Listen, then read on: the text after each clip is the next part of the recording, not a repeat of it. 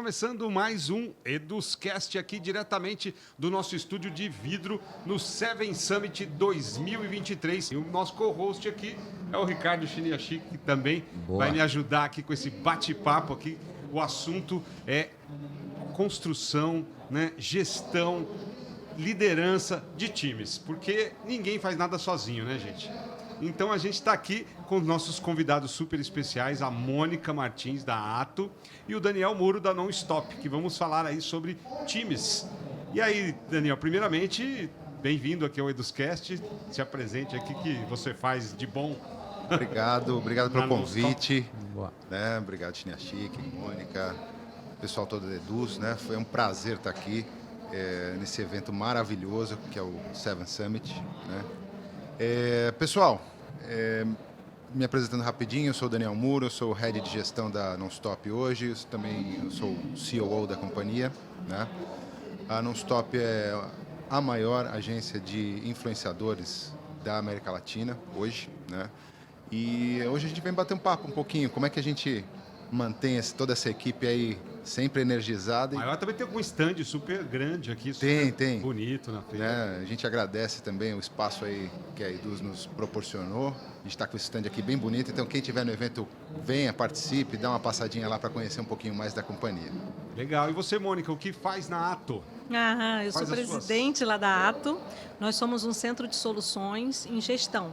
E o nosso foco lá é gestão de marketing, marca, pessoas. Então, a gente oferece cursos, né, para poder capacitar os empresários, e nós também prestamos consultoria modelando o negócio desses empresários. Então, a galera assim, começa sozinho, aí dá certo, chama o tio, a esposa, e vai crescendo a empresa, vai crescendo, e chega um momento que ele quer escalar, ele não consegue escalar. É onde a gente entra para ajudar a formatar os negócios. Então, a gente está falando de times, né? Então, para crescer, precisa administrar bem os times. Com certeza. A Non-Stop tem quantas pessoas hoje trabalhando? Hoje, diretamente, nós estamos com 150 colaboradores. 150? 150 colaboradores, né? Com uma previsão de aumento ainda para esse ano. E eles ficam presencial? A gente tem todos os modelos, tá? Então, a gente tem uma equipe que é presencial, a gente tem uma equipe que é híbrida e tem 100% remoto também. 100% remoto também. Dependendo da função e dependendo de onde que ela tá, a gente tem gente no Brasil inteiro. E você, Mônica, tem quantas pessoas ligadas direto? Lá, diretamente, nós somos 34 consultores espalhados no Brasil todo, estão remotos. E na equipe direta mesmo ali do dia a dia, somos 17. Dá uma média de umas 60 pessoas. 50, 60 pessoas ali, né? Uma equipe grande também. É. E na Eduz, hein? Cara, tem muita gente, hein? Na Eduz tem bastante lá também. Hoje a Eduz está com quase 500 colaboradores, mas é sempre um desafio, tanto essa mudança da liderança, né, dessa nova geração, quanto esse híbrido, remoto, presencial, né, que o Daniel falou, que é uma coisa que a gente está aprendendo. Eu sou mais das antigas, eu gosto do presencial ainda, mas a gente está se acostumando, né?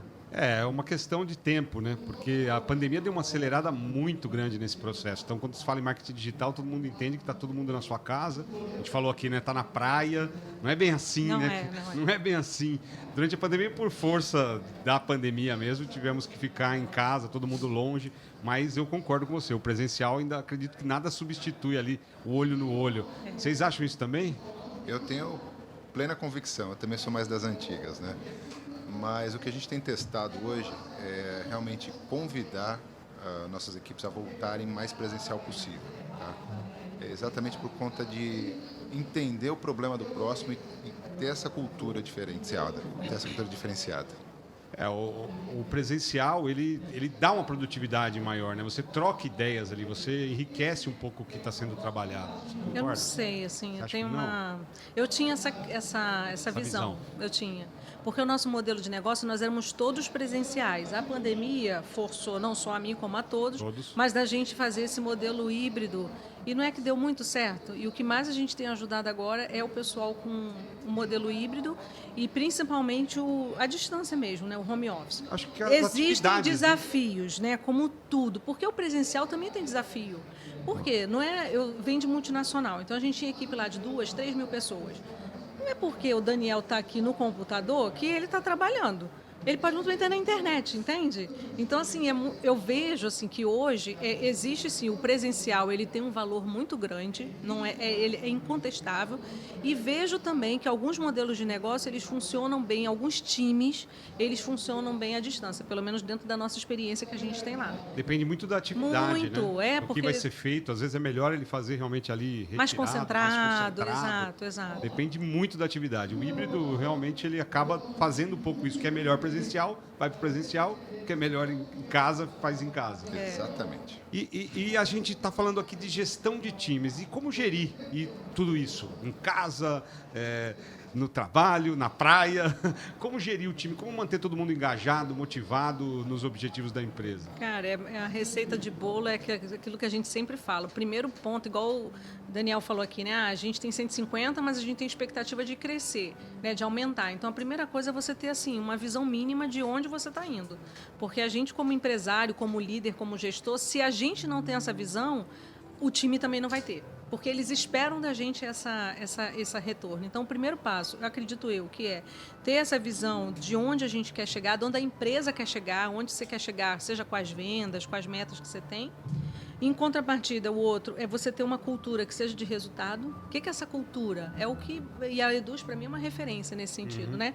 É a cultura que você implementa ali naquele grupo. Quando o calo aperta, o que a gente faz para continuar produzindo? E, às vezes, o calo aperta sempre. Sempre. Tem dia que o calo aperta mais do que uma vez por dia. E como que a gente faz para manter aquela galera ali do tipo, vamos lá, que vai dar certo e tudo? Ter as condições de trabalho mínimas também é fundamental. E um outro ponto que é importante, que é o terceiro fator de engajamento hoje no Brasil. O primeiro fator de engajamento hoje no Brasil é a questão de oportunidade de crescer e desenvolver. Porque isso equilibra, sabe? Quando você tem um ambiente que, mesmo ele sendo de estresse, às vezes de muita cobrança, mas quando o cara vê que ele ali tem uma perspectiva, que aquele período de conflito ele é temporal, a tendência dele se engajar e querer ficar. Ele não vai sair, sabe? Sim, ele vai querer continuar. Ele quer continuar, porque ele sabe que é sazonal. Não sei se Daniel compartilha disso. Sim, compartilho. E, assim, na minha visão ainda, lá, na nossa visão como gestão da Nonstop, a primeira coisa que a gente olha é propósito, né?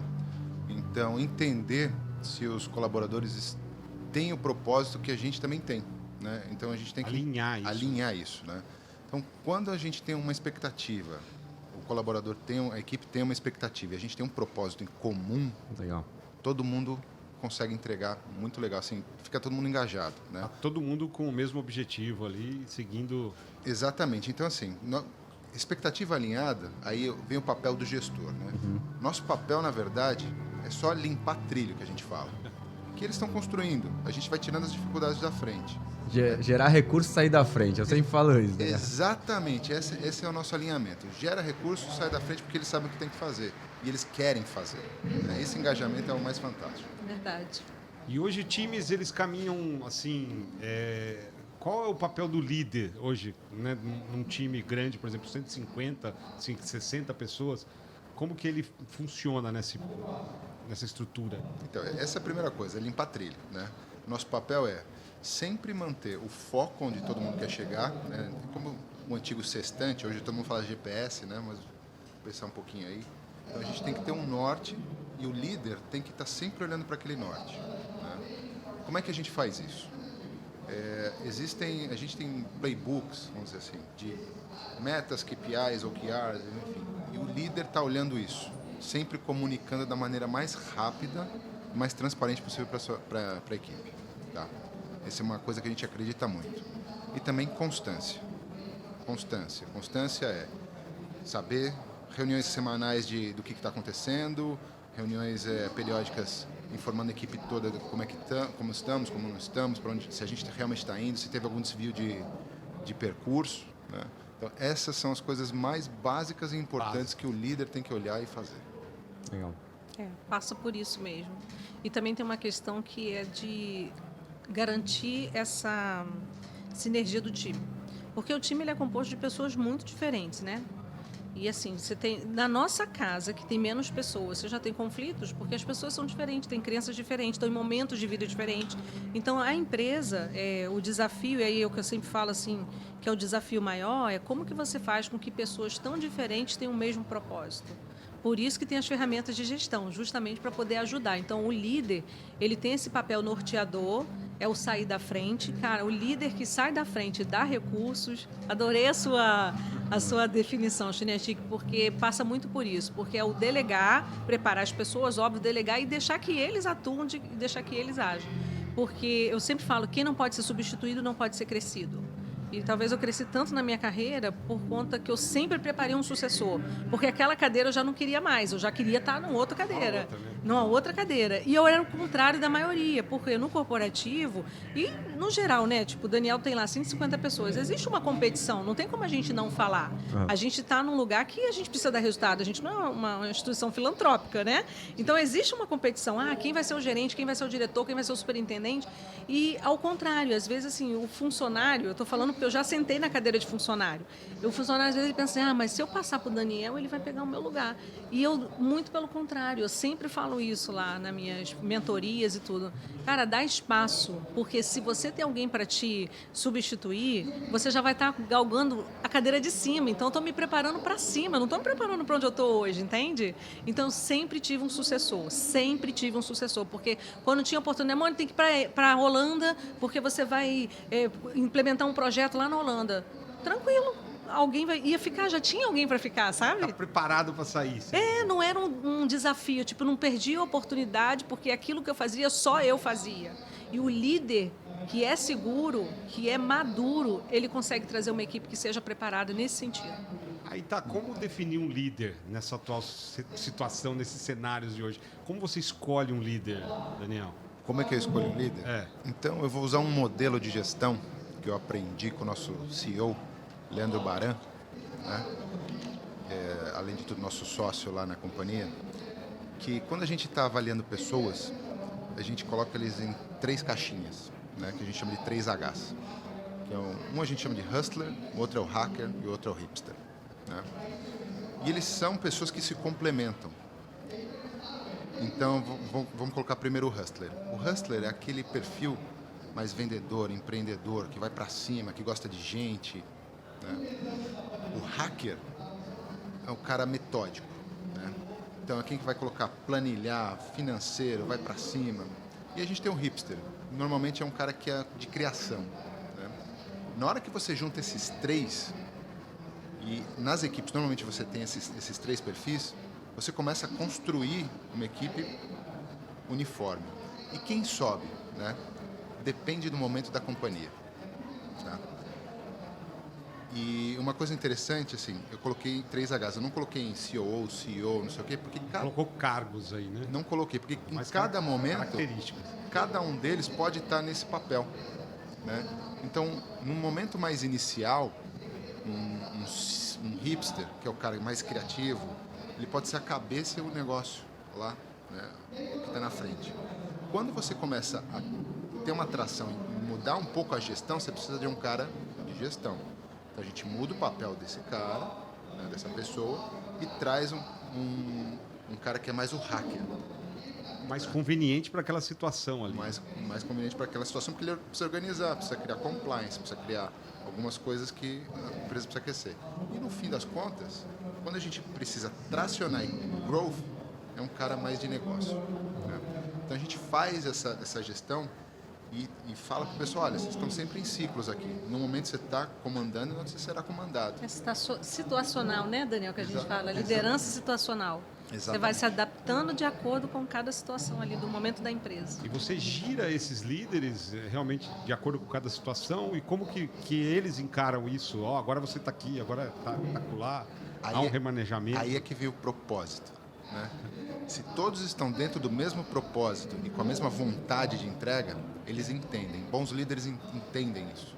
A gente tem funcionado muito bem com esse modelo de gestão. Né? Muito, muito bem. Né? E aí vai criando o que a Mônica falou, o negócio da cadeira. Eles vão acabar preparando próximos líderes para os lugares deles. Então a gente cria esse ambiente ali dentro da Nonstop para exatamente fazer isso. Que ele se sinta à vontade de saber que aquele é o momento dele, que ele tem que entregar aquilo, só que ele tem que preparar o próximo para sentar no lugar dele, porque ele já vai ter um outro desafio. Essa é o que a gente vê que essa geração mais nova quer. Desafios diferentes o tempo todo. Então, esse é o nosso entendimento hoje de gestão. Aquela história de gamificação se Exato. aplica um pouco nas situações atuais. Muito, muito bem. Né? É gamificação. Então ele vai ganhando lá os badges, as stars dele, ele vai entregando. Pontuando. Né? E aí tem sim aí, plano de carreira para isso. Então vamos dizer que o ganho final tá lá, já tem um plano de carreira definido. Ele já sabe onde ele pode chegar. Onde ele pode chegar. E ele vai buscando isso. Essa talvez seja uma grande diferença para uma empresa bem sucedida, né? Mostrar e deixar isso claro para o colaborador onde ele pode chegar. Porque aí ele não acomoda, né? Ou ainda tem aqueles que realmente chegam num ponto, não estou bem aqui, melhor não crescer. Tem uns perfis que são menos ambiciosos, né? É natural de todo o grupo. Então, assim, às vezes a pessoa é mais da estabilidade, né? Então, chegou num nível ali, para ele tá bom. Mas tem aqueles que, a maioria, que quer crescer, quer desenvolver, quer ter condições melhores. Então, a gente tem aí, dentro de um plano de carreira, você tem vários níveis, né? E dar essa visão do que o Daniel falou é interessante porque no Brasil, nas empresas do Brasil de pequeno, médio e grande porte, o fator de maior retenção hoje é oportunidade de crescimento e desenvolvimento. Salário está em terceiro lugar. Então, às vezes, você acha, porque eu vou pagar, vou dar um aumento, eu vou reter aquela pessoa porque é boa. Já foi o tempo. E a pandemia trouxe muito isso, porque o segundo fator de retenção é a oportunidade que as pessoas têm de equilibrar a vida pessoal com a vida profissional. E isso ficou muito forte depois da pandemia, né? Antes não era tanto assim. Então, a GPTW trouxe essa pesquisa, que para mim é reveladora, porque quando você fala o seguinte, eu vou dar aumento. E existem formas de você trazer oportunidade de crescimento e desenvolvimento. Não é só aumento salarial. Às vezes você não vai dar um aumento tão expressivo, a pessoa vai fazer o quê? Uma carreira horizontal e não vertical. Porque se você faz um plano de cargo e salário, você bota vertical todo mundo daqui a pouco é CEO da empresa. Não dá. É uma pirâmide, não tem jeito. Então você tem que ter cargos, oportunidade, outras formas de reconhecimento, que as pessoas também possam trabalhar e crescer naquela linha horizontal. Aí é saudável para a empresa, porque senão você faz uma folha de pagamento tão gigante que daqui a pouco você não tem lucro. E uma folha de pagamento mal estruturada detona um negócio. Eu já vi pessoas quebrando porque estavam com folha de pagamento mal estruturada. É o custo fixo mais importante da empresa. Aí fala assim, cara, temos que cortar a despesa. O que faz? Diminui a folha, porque acha que vai ser o mais imediato, mas não necessariamente é o melhor. Porque você está deixando as pessoas... Quando você toma uma tomada de decisão como essa, você está colocando na mesa do seu negócio que parte do conhecimento que está instalado nas pessoas está indo embora. Vai perder tudo. Vai perder tudo. Então, assim, existem outras formas, mas aí é um outro papo que não é pessoas. Sim. Existe uma outra forma de você diminuir essas despesas que não precisa ser direto em folha. Eu sempre fui o contrário. Assim, nós somos conselheiros lá de várias empresas e, de uma maneira imediata, é o que o cara enxerga. Ele tem ali uma despesa enorme. Vamos cortar gente, vamos diminuir a equipe. Mas não necessariamente. A gente tem outras formas de conseguir manter, segurando ali o headcount, fazendo despesas menores em outros lugares. E o mercado digital, ele tem um pouco essa fama de ter muito jovem trabalhando. Né? Ó nós aqui. Ó nós. Muito jovem trabalhando, como nós aqui. Né? Como é que está hoje essa seleção? Né? O que importa mais? É o conhecimento? É a experiência? Hoje, como é que está essa mistura dentro do quadro de colaboradores de uma empresa, principalmente com 150 pessoas? Tem lá uma mistura lá? Isso é uma coisa que a gente sempre ficou bem atento, né? Um ponto que a gente sempre ficou bem atento. A diversidade de idades também dentro da companhia. Por quê? A gente tem um novo, né, que está sempre mais antenado com movimentos de entrega de comunicação, são modelos de comunicação diferentes, modelos de metrificação diferentes, e o pessoal mais experiente, que tem mais tempo de estrada, olhando isso com outros olhos de gestão. Né? Então, nós temos lá um squad de gestão, que exatamente são pessoas com mais maturidade, maturidade ela é relativa, né? Mas mais tempo ali de estrada para olhar, isso pode dar certo, isso pode dar errado, como é que a gente ajuda as equipes a andarem a empresa como um todo, né? Então a gente tem essa preocupação. Tem uma mescla ali. Sim, tem uma mescla. Você o que acha disso? E é importante sim ter a mescla, eu acredito. É um desafio administrar a mescla. É um desafio. Sim, porque são gerações completamente isso, a gente diferentes. está falando de times, né? Então você coloca de repente num time. Aí ali, você tem bota um tipo, garoto, uma pessoa de 57, como a gente tem lá. Eu não posso botar uma pessoa de 19, não é contra a pessoa de 19, entendo o que eu estou falando, mas o nível de experiência, de senioridade, de sentar com um dono de uma empresa e falar, você tem que ir por esse caminho, que são os nossos consultores. Então lá a gente vive muito isso. A equipe fixa, que faz a parte de rede social, que essa parte de comunicação que o Daniel falou e tudo, é uma galera mais jovem. Jovem, muito jovem. Tem uns que têm idade de ser meu filho. Eu durei a minha idade, né? Mas a galera assim que vai para campo, que está nas empresas, não tem como a pessoa não ter um mínimo de experiência, não ter vivido aquilo, porque é consultoria. Então, acaba que assim, a gente precisa ter essa mescla. É um desafio, porque um quer alho, o outro quer bugalho, porque são perspectivas completamente diferentes de vida, de geração, de tudo. Mas é possível conciliar. E a riqueza, eu acho que está nisso. Mas sabe que esse é um dos maiores aprendizados que a gente tem tido na Eduz. Nossa média de idade na Eduz é 23 anos. Uau! Super, pessoal super Muito jovem. baixo, né? E a gente está entendendo como é que é esse comportamento, porque o mercado digital, enfim, é de uma galera mais jovem, mas como é que a gente vai adicionando a gestão e envelhecendo essa média para que a gente consiga chegar num lugar mais... Né, a Eduz vem dobrando de tamanho ano após ano. Então a gente tem esse lugar da velocidade, mas a gente está envelhecendo a média para que a gente consiga ter mais toque de gestão, mais horas rodadas, mais experiência também para que consiga agregar o quadro. Porque é um mundo em informação ainda, porque você vai falar do mercado digital aí, 10 anos para cá, muita coisa mudou, né? Tá acontecendo, tá crescendo. Tem muita gente de fora que às vezes tem uma capacidade incrível, que poderia estar contribuindo demais, mas ainda não entrou, né? Ainda não está nisso, às vezes até por resistência, né? Sim. Não sabe ali, não tem. E como que vocês classificam hoje os treinamentos para esse engajamento dessa galera, dessas diferenças todas? Seja um time realmente de jovem ou mesclado, como é o treinamento hoje? É rápido? A pessoa entra e já vai para a função? A gente, assim, das empresas que a gente acompanha lá, a gente inclusive ajuda a implementar programas de integração e tudo. Existem diversos modelos, né? Tem uma empresa que ela pode ser muito mais centrada no conhecimento e aí ela tem empresas que fazem 30 dias de ambientação. O cara não senta na função enquanto ele não percorre a trilha de desenvolvimento por 30 dias. Legal. Agora, tem empresas que é uma semana, então isso varia muito. A necessidade também, né? Coloca ali o E tem profissional. empresas que contratam a gente para fazer porque o cara já entra jogando, já tem que dar... já tem que- entra Exatamente. Mas aí cai a consciência de que bota para fazer, não sabe, começa um monte de erros. Não dá para ser tão rápido assim. O cara tem que ter pelo menos um mínimo de preparação, conhecer da cultura, do propósito, saber quem é quem dentro da empresa, que aí a gente faz um onboard para ele poder se ambientar. Mas varia muito essa questão do treinamento. Se ele é líder, não cortando, desculpa, se ele é líder, já tem um tempo maior, porque ele tem que conhecer da cultura, saber da tomada de decisão, o que pode, o que não pode aqui, o que a gente observa, o que a gente não observa. E nem tudo está escrito no papel, né? Sim. Bom senso prevalece também. Muito, muito. E uma outra coisa que, além de tudo que a Mônica falou, uma outra coisa que a gente acredita lá é que toda empresa de sucesso daqui para frente será uma empresa de educação também. Né? Precisa, né? Precisa. Porque o volume de conhecimento que é gerado dentro das empresas hoje, né, é monstruoso. E você treinar e capacitar novas pessoas para que elas fiquem ou para que elas vão ao mercado, né, você tem que virar uma referência de ensino, né, de ensino de equipes. Ensinar as pessoas as funções básicas, as funções mais avançadas. Né? Então, você tem tudo isso, a gente acredita que tem que ser gerado não só de fora, mas gerado dentro da companhia para que isso possa ser crescido e espalhado. Então, essas empresas que têm essa mentalidade de educacional são as empresas que vão ser as top no mundo. Isso está mudando bastante, porque eu me lembro da época que você ia numa indústria, você recebia ali um manual de integração, né? Você tinha ali um material impresso muitas vezes, ou tinha um treinamento, né? Hoje você pode fazer tudo isso em vídeo, você pode colocar um EAD lá dentro da empresa, então dá para ensinar muito mais e muito mais rápido também, né? Exato, colocar na plataforma da Eduz.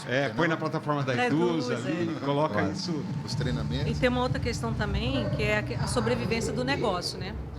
Porque quando você faz uma plataforma, que você coloca o curso, que você traz o conhecimento que está instalado nas pessoas para o processo, o negócio ele fica muito mais competitivo e ele tem uma saúde maior. A Mônica estando, o Daniel não estando, a empresa vai funcionar do mesmo jeito. Agora, quando o conhecimento, e essa é uma das dores do crescimento que a gente pega muito lá de escala, que é o caso que talvez vocês possam estar vivenciando isso, né? Porque dobra de tamanho, mas o conhecimento está muito instalado ainda nas pessoas. Com elas ali, não está à Com disposição. elas, exatamente. O que faz você escalar? É você ter um plano de continuidade, onde a pessoa ela é parte integrante como recurso, mas o conhecimento está dentro do negócio. Está ali, o conhecimento está ali. Para quem exato. quiser beber, está ali à disposição para você E aí matar é a onde sede. e aí é onde entra essas empresas formadoras que o Daniel falou. Agora fala um pouquinho de vocês. Vocês começaram com o quê? Como que vocês migraram para essa vida digital? Para a vida digital, na verdade, assim, eu sempre fui da área de comunicação e marketing, né? Sempre trabalhei nessa área. E aí fui crescendo dentro de agências de comunicação, aí depois virei cliente como gestor de marketing de grandes marcas, né? Aí chegou um momento da minha vida que eu montei uma agência, e essa agência foi crescendo, vendi para um grande grupo, né? E nessa parte de vender para um grande grupo, fiquei 5 anos numa das Big Four consultoria, trabalhando exatamente em gestão de marketing, dados e digital, né? Por que eu vendi para eles? Porque era um momento que as grandes consultorias estavam olhando para a área de marketing e as ferramentas de comunicação e análise de dados estavam começando a se cruzar. Passei esses 4 ou 5 anos lá dentro. Quando eu estava saindo, recebi o convite aí exatamente para ir para a Nostop, né? E aí hoje estamos lá. Então, Hoje você é sócio da Nostop? sou sócio. Né? Sou um dos sócios lá que está fazendo essa parte de gestão, como CEO. Você vê que a experiência contou bastante, né? Sim, contou bastante. Então, assim, conheci um pouquinho de comunicação, mas realmente, hoje lá que é o forte, que é o marketing de influência, então a gente fala que é o marketing de influência só como resultado, né? Dentro da Creators Economy. Ele foi uma coisa que eu tive que aprender também. Também, né? Você trouxe ali a sua experiência, A mas minha é como a gente experiência, comentou. Mas eu tive Tem muita que coisa aprender. nova. Muita coisa nova, a gente aprende todos os dias, o tempo todo, né? São oportunidades de negócio todos os dias, né? Que aparecem, que é uma coisa fantástica, né? É muito vivo, é muito dinâmico. Então, é isso que faz o mais experiente ficar com aquela Vontade do próximo passo ali, passo né? também, né? E você, Mônica? Então, eu comecei no mercado corporativo, não, comecei vendendo revista. Revista? Foi meu primeiro emprego sem carteira assinada. Comecei vendendo revista num shopping lá do Rio de Janeiro. E aí passou uma senhora, resumindo, né, gente? 25 anos, não vou falar aqui. Sim, Resumindo. rapidamente, só para... Ela passou uma senhora e falou assim, nossa, você falando isso, aquilo, não sei o quê. Minha filha, por que você está aqui no shopping, numa revista? Por que você não vai trabalhar no banco? Aí o banco tal está abrindo vaga. Aí eu comecei no banco e comecei com o menor cargo do banco, que naquela época era escriturário. Nem era estagiário, era escriturário. Escriturário. Olha só, Daniel denunciando, né? Uma das profissões que já se extinguiu. Já se extinguiu, exatamente. Você vê como as coisas mudam. Você E aí tinha eu curso de comecei. datilografia? Então, eu comecei a fazer, mas aí depois começou aquele DOS, que era aquela tela toda preta do banco com a letrinha verde, lembra? Vocês pegaram isso, né? Ó, também peguei agora. Opa. Então, a quem está ouvindo a gente, a maioria talvez nem sabe o que é, mas eu comecei no mundo corporativo, comecei com um cargo menor, e aí fui crescendo, sempre fui de muito resultado, e aí eu fui alta executiva em alguns grupos, né, no grupo AD, não posso falar o nome, né?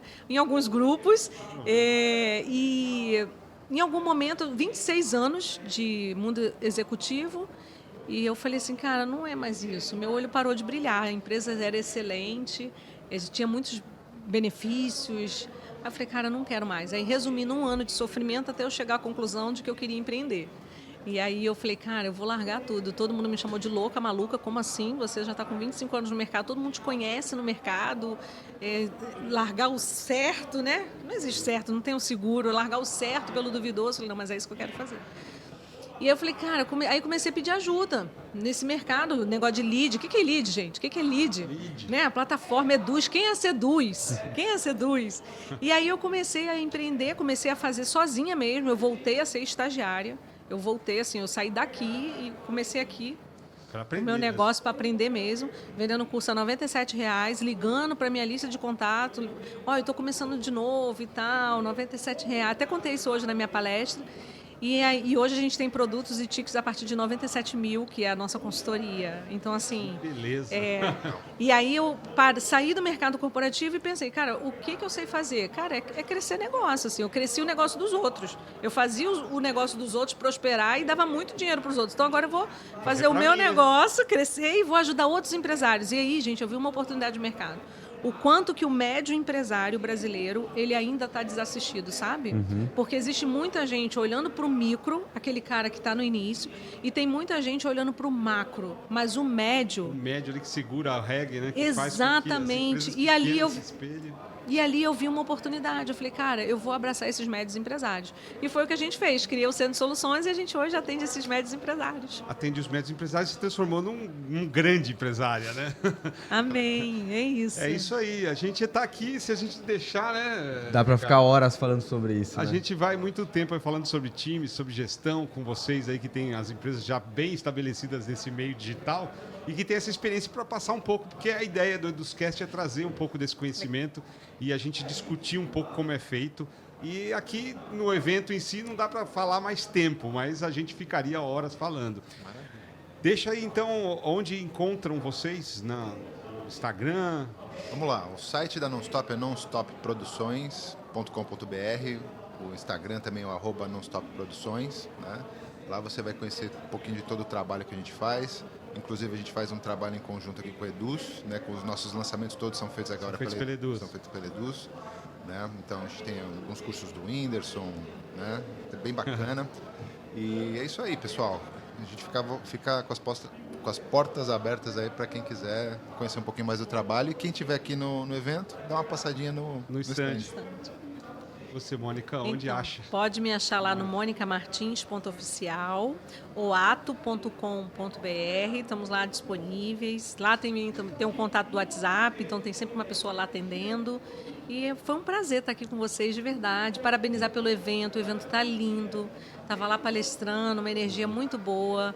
É a primeira vez que eu venho. Legal. Apesar de eu estar com a Edu já desde um bom tempo, mas para o evento a primeira vez eu estou muito surpresa. Vocês estão de parabéns. E é um evento Obrigado. grande. A gente está aqui com o aquário aqui, ó, transparente, o palco rolando Tá lá. lindo. Mais de 3 mil pessoas. O ali. Regis palestrando lá no palco e a gente trocando ideia aqui. Então, muitas coisas acontecendo simultaneamente, né? Conteúdo para todo lado. Se você vê o que tem de informação passando aqui, é muita coisa interessante para quem está entrando no mercado digital, para quem já está há um bom tempo, né? Para quem realmente já tem muito sucesso, que está passando esse conhecimento. Né? Como a gente falou aí, o líder, né? Tem vários líderes aqui hoje, né? Transmitindo todo esse conhecimento, fazendo com que os infoprodutores e creators possam, né, desfrutar, usufruir dessas informações. E o Eduscast é isso aí, gente. Vai trazer e fique atento aí aos próximos episódios. Com certeza a gente vai tentar trazer pelo menos um pouquinho, uma degustaçãozinha do que está acontecendo aqui no Seven Summit 2023 aqui em Sorocaba, para o Brasil inteiro. E a gente volta no próximo episódio. Até lá, obrigado vocês. Obrigado, e sucesso. Obrigada. Obrigado, gente.